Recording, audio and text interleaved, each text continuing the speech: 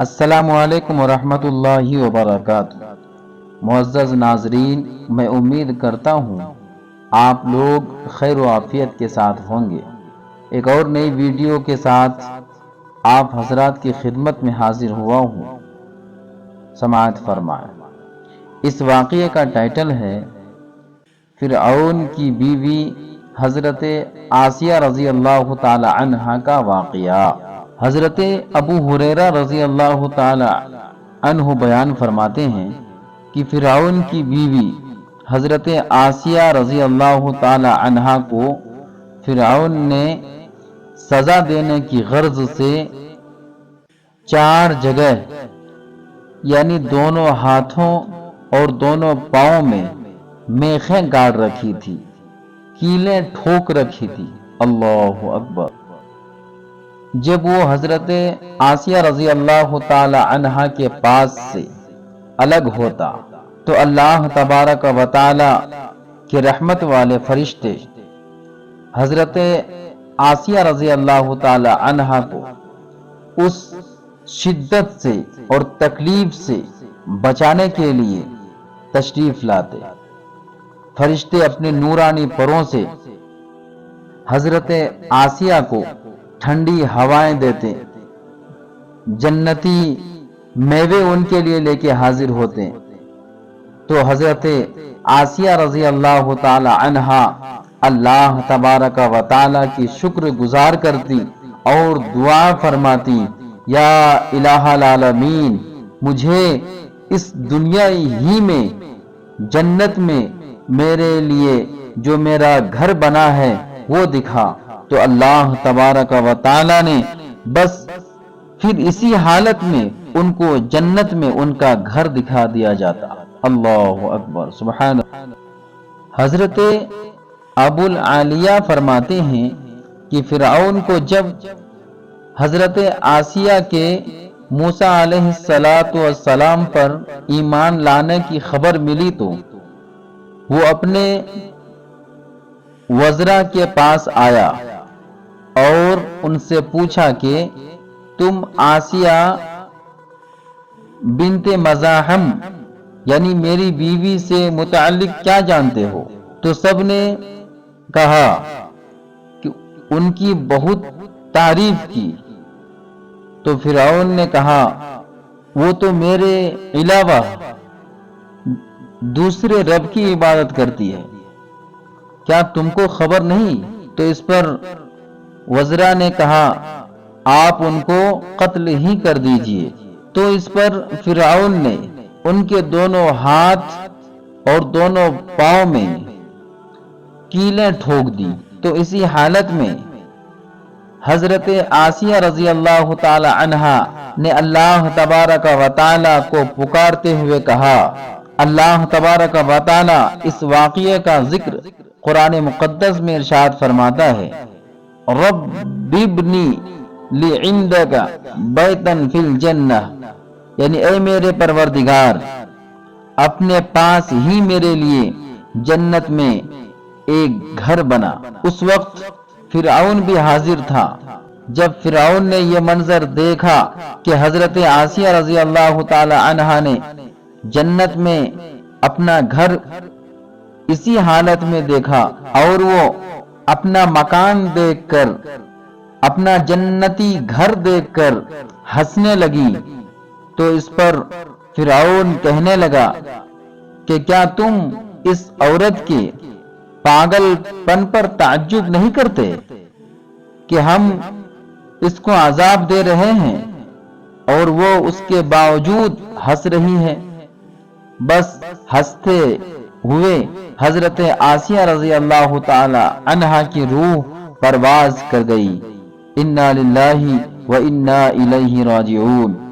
حضرت آسیہ رضی اللہ تعالی عنہا کے اس واقعے سے یہ بات ثابت ہوئی کہ مظلوم بیوی اگر ڈھائے جانے کی حالت میں کوئی دعا کرے تو اللہ تبارک و تعالی اس کو خوب سنتا ہے اور فوراً قبول کر لیتا ہے، جیسے حضرت آسیہ رضی اللہ تعالی عنہا نے فرعون کے ظلم سے نجات اور جنت میں اپنے لیے ایک گھر بنانے کی دعا کی، تو اللہ تبارک و تعالی نے اسی حالت میں اور اسی وقت جنت میں بنا ہوا اس کا گھر اس کو دکھا دیا۔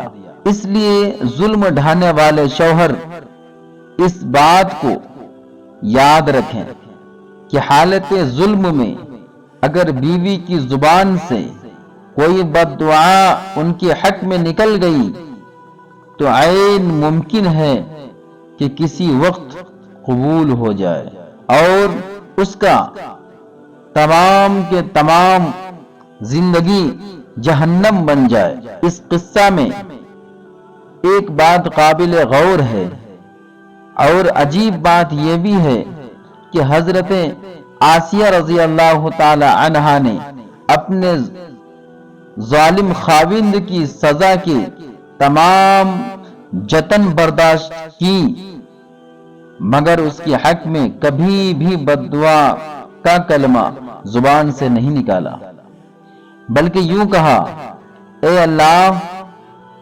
تو مجھے ہی ان ظالموں سے نجات دے دے۔ یہ بالکل ایسے ہی ہے جیسے حضور نبی اکرم صلی اللہ علیہ وسلم پر طائف والوں نے ظلم ڈھائے، اس کے باوجود آپ نے ان کے حق میں دعا فرمائی، ان کو راہ راست پر لانے کے لیے اللہ تبارک و تعالی کے بارگاہ میں عریضہ پیش کی۔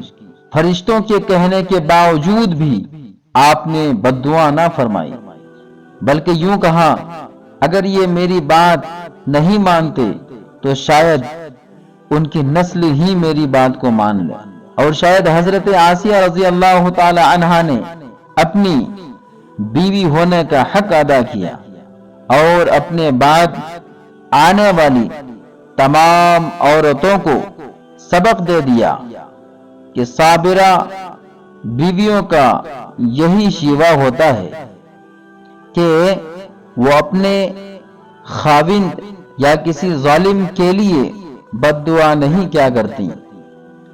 اللہ تعالیٰ کو بھی اس صابرہ عورت کی یہ بات کیسی پسند آئی کہ 7 آسمانوں کے اوپر اس کی اس صفت کا تذکرہ فرما دیا جو ضرب المثل کے طور پر قیامت تک آنے والی قوموں کے لیے ایک سبق کی حیثیت رکھتا ہے۔ حضرت آسیہ رضی اللہ تعالی عنہا کے واقعہ سے یہاں سبق ملتا ہے کہ ظالم اور شدائد کے باوجود دین کو مضبوطی سے تھامے رکھو۔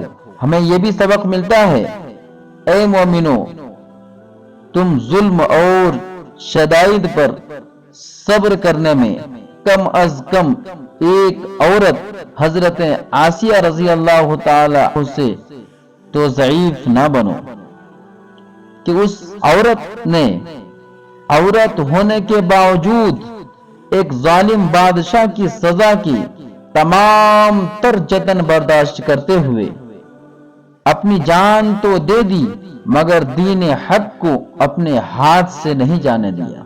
شاید اسی سبق کا صلہ ہے کہ اللہ تبارک و تعالی نے حضرت آسیہ رضی اللہ تعالی عنہ کو یہ مقام اور مرتبہ عنایت فرمایا ہے کہ جنت میں نبی اکرم صلی اللہ علیہ وسلم کی آپ بیوی ہوگی، اور اسی لیے جنت کی 4 افضل ترین عورتوں میں سے ان کو بھی شمار کیا جاتا ہے، جن میں ام المؤمنین حضرت خدیجہ رضی اللہ تعالی عنہا 1 نمبر پر آتی ہیں۔